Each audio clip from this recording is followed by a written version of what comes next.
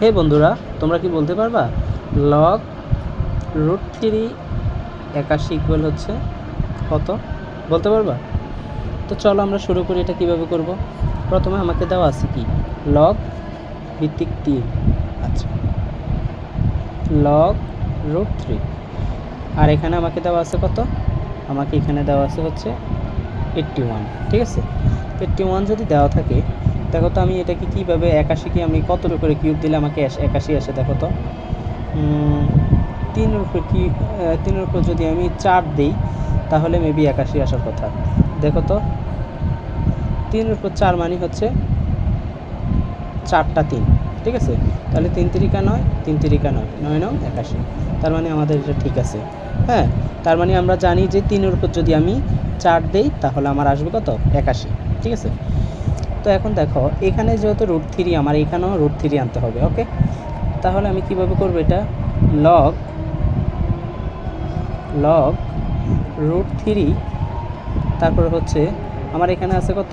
3। এখানে যদি আমি √3 দেই এবং এখানে যদি আমি 8 দেই, তাহলে দেখো এটা কিভাবে হয়। আমি এটাকে লিখতে পারি যে 8টাকে যদি আমি সামনে নিয়ে আসি লগ 3 × 3, তা আমরা জানি লগ এ ভিত্তিক এ, আমরা এটা জানি সূত্র লগ এ ভিত্তিক এ মানে হচ্ছে কত? 1। তাই সেই অনুযায়ী আমি লিখতে পারি এটাও যদি এ ধরি, এটা তার মানে হচ্ছে 8 গুণ 1, অ্যান্সার হবে 8। যদি বলেন এই জায়গাটা দিয়ে কীভাবে করছেন ভাইয়া, এই জায়গাটা হচ্ছে আপনার দেখেন এখানে হচ্ছে √3 আর এখানে হচ্ছে যদি আমি এখানে যদি এই রুটটাকে আমি উঠাই দিই, ঠিক আছে, এখানে 3 আর এখানে আমার ছিল কি 8, আর আমি এখানে কি করলাম? ইয়াটাকে উঠাই দিলাম আমার হাফ।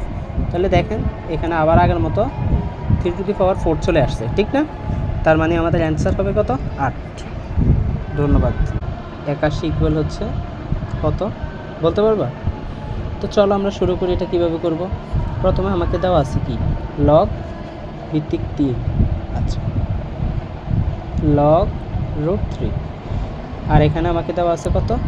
আমাকে এখানে দেওয়া আছে হচ্ছে 81, ঠিক আছে। 81 যদি দেওয়া থাকে, দেখো তো আমি এটাকে কীভাবে 81কে আমি কতর উপরে কিউব দিলে আমাকে 81 আসে? দেখো তো 3-এর উপর কি 3-এর উপর যদি আমি 4 দিই তাহলে মেবি 81 আসার কথা। দেখো তো 3-এর উপর 4 মানে হচ্ছে 4টা 3, ঠিক আছে। তাহলে 3 3 9, 3 3 9, 9 9 81, তার মানে আমাদের এটা ঠিক আছে। হ্যাঁ, তার মানে আমরা জানি যে 3-এর উপর যদি